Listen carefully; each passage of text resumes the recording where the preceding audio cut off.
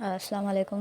Now we are going to discuss about module 2 unit 5। पहले हमने देखे अप्रोचेज, अभी देख रहे हैं कि प्रिंसिपल्स, कैसे हम नीड्स एनालिसिस कर सकते हैं। ठीक है, the principles of needs analysis involve gathering and analysing information to identify learners specific language needs. हम नीड्स एनालिसिस क्यों करते हैं? ताकि हमें अपने लर्नर्स के बारे में पता चले, ठीक है, कि वो कहाँ पे अभी खड़े हुए हैं। सही है। तो फर्स्ट जो प्रिंसिपल हमने यूज़ करना है नीड्स एनालिसिस के लिए, कि पहले 2-3 क्लासेस ऐसी दो जिसमें लर्नर सेंटर्ड अप्रोच यूज़ करो। ठीक है, लर्नर सेंटर अप्रोच क्या बोलती है कि this principle emphasise understanding the learners goals, motivations and expectations. सही है, पहले लर्नर्स को जानो कि उनके गोल्स क्या हैं, उनको कौन से चैलेंजेस आ रहे हैं, उनका क्या पॉइंट ऑफ व्यू है। ठीक है, for example if you are conducting a needs analysis for a group of university student studying abroad, you might consider their individual language proficiency level, academic requirements and personal interest to design a language program that meets their needs। ठीक है, learner centred होगा तो learner खुद ब खुद discuss करेंगे, खुद ब खुद अपने प्रॉब्लम्स बताएंगे। ठीक है, नंबर 2, ऑथेंटिसिटी। जो भी मटेरियल आप यूज़ करो लर्नर सेंटर्ड अप्रोच में, वो मटेरियल आपको ऑथेंटिक हो, ट्रायल बेस्ड, भले ट्रायल बेस्ड हो बट ऑथेंटिक हो। ठीक है, this principle focuses on using real life authentic material and task that reflect learners target language use.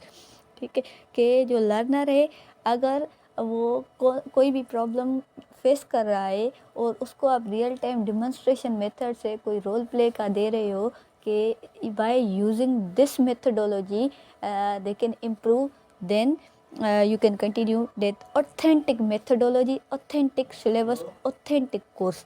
ठीक है, for instance if you are conducting a needs analysis for business professional, you might include authentic business document, role plays or simulations to provide relevant and practical language practice। ठीक है, number 3, multiple perspectives use करो। जैसे हमने पहले देखा कि सिर्फ interview नहीं लो, उनके डॉक्यूमेंट्स चेक करो और उनके प्रोफेशनल से, उनके कोलीग से उनकी इन्फॉर्मेशन लो। ठीक है, सो ज़्यादा डिस्कस नहीं करेंगे। नंबर 4 है ongoing assessments. Ongoing assessment का क्या मकसद है कि needs analysis is an ongoing process and this principle emphasise continuously monitoring and reassessing learners needs as they progress।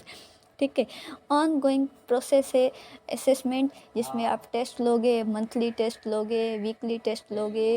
Like पहले वाले तो 2-3 जो क्लासेस आपने लिए ट्रायल बेस्ड क्लासरूम, उसमें आपको पता चला, फिर 3 दिन के बाद आपने एक वाइवा रख ली कि वाइवा में आपको सब चीज़ें पता चल जाएंगी। ठीक है, फिर आपने एक लर्नर सेंटर्ड अप्रोच के हिसाब से ऑथेंटिक मटेरियल बनाया, फिर 1 हफ्ते के बाद आप वो यूज़ करो कि either this technique is being valuable और नॉट।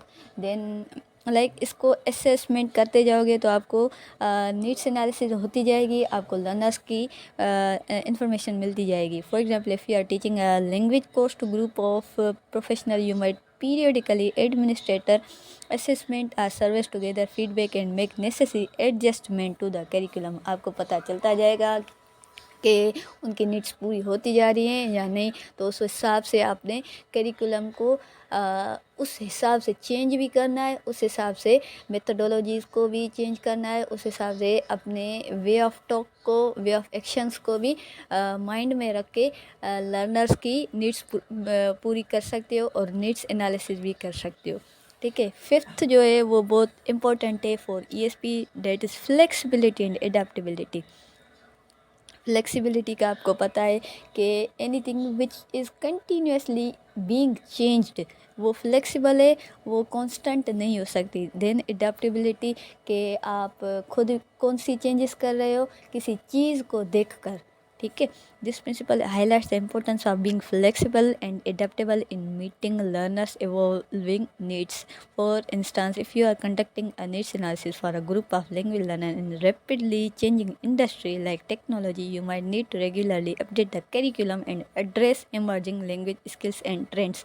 ठीक है, फ्लेक्सिबल, आपने जो करिकुलम है उसको उसका way of methodology, like way of teaching आपको चेंज करना है, उसके अलावा एडेप्टेबिलिटी भी आपने रखनी है कि एज़ इट इज़ कोई भी आप टॉपिक लेकर आ रहे हो, कोई भी बात आप बता रहे हो तो एज़ इट इज़ आपने नहीं यूज़ करनी है, उसको अपने हिसाब से लर्नर्स के हिसाब से चेंज करते जाना है ताकि आपको नीड्स एनालिसिस समझ आती जाए और नीड्स एनालिसिस की फुलफिलमेंट भी होती जाए।